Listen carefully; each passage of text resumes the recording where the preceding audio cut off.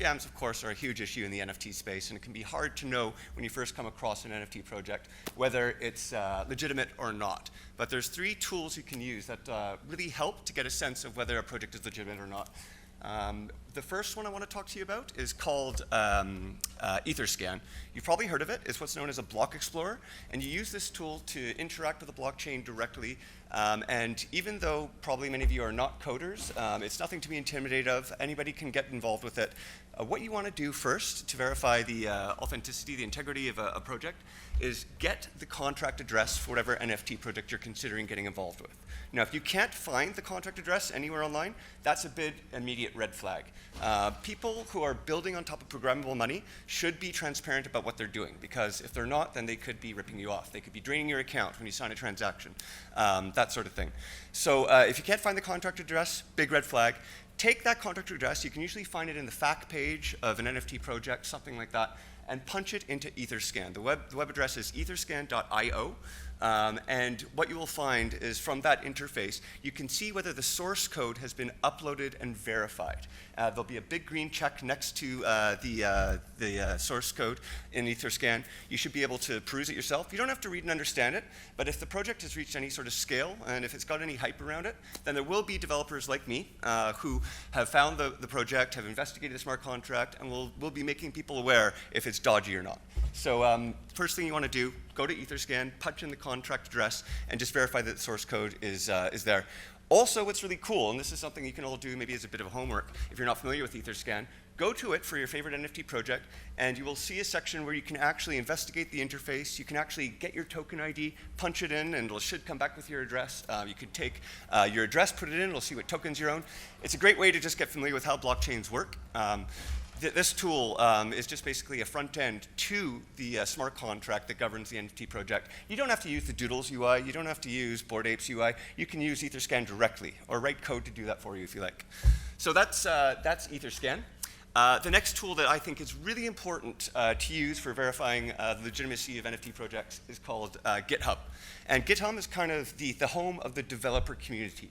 And any NFT project that has reached scale, if there's a lot of hype about it, if there's buzz about it, then there should be developers that are interested in it, that want to follow it, that are maybe forking the code. And you can determine that very easily by going to github.com and just enter the name of your favorite project, Doodles, Bored Apes, what have you. You'll find that there's a lot of source code online there. And then you should look for people following it. If no one's following the project, that means no one's interested. That's a problem. And then you want to look at how many repos they've got. If you go to Artblocks, for instance, on GitHub, you'll find that they've got about 25 different repos. That's great. They're building in public. They're making their source code available. You don't have to understand the source code. You just want to know that it's there, that they're building transparently. People are following them and interested in what they do.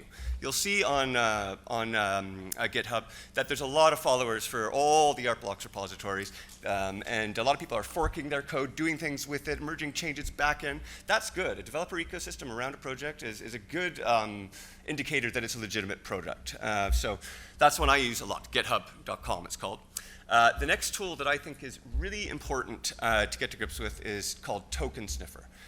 This one's a little bit more esoteric, but it's a good tool to have in your tool belt. What it is a way to kind of do an automated health check of an NFT or a DeFi project. Tokensniffer.com. It's actually more geared towards ERC20 tokens, cryptocurrencies, and DeFi, but a lot of NFT projects now are wading more and more into the DeFi space. We're seeing a lot of NFT lending going on. We're seeing a lot of projects launch their own crypto, like ApeCoin, for instance. So you could go to Token Sniffer, again, get the contract address for whatever is in question, like ApeCoin, for instance. You punch it into Token Sniffer, and then it will come back with you a checklist of all sorts of things that are relevant to the legitimacy of the project. So I can tell you right now, I wish the slides were working, but ApeCoin, it scores a 70 out of 100. So it does really well on things like the contract verification, things on the swap efficacy.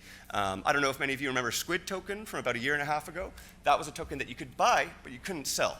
Of course, that's a huge red flag, and you can see that very easily by using these tools. Where ApeCoin gets let down is on liquidity. So again, a bit of homework for you. If you want to get to grips with these tools, and I really suggest you do, go to Token Sniffer, look up ApeCoin, and then try to figure out why it's not a great token to get involved with. And I should be careful saying that. There's probably a lot of Bored Ape supporters here. So yeah, those are three tools you can use to verify the legitimacy of NFT projects. We started with Etherscan. That's probably the most important one. Verify that the source code has been uploaded, that they're building in public. Etherscan.io, that's the address. And then also GitHub. This is the home of developer communities. You want to make sure that there's a healthy developer ecosystem around a project that lends a lot of legitimacy to a project.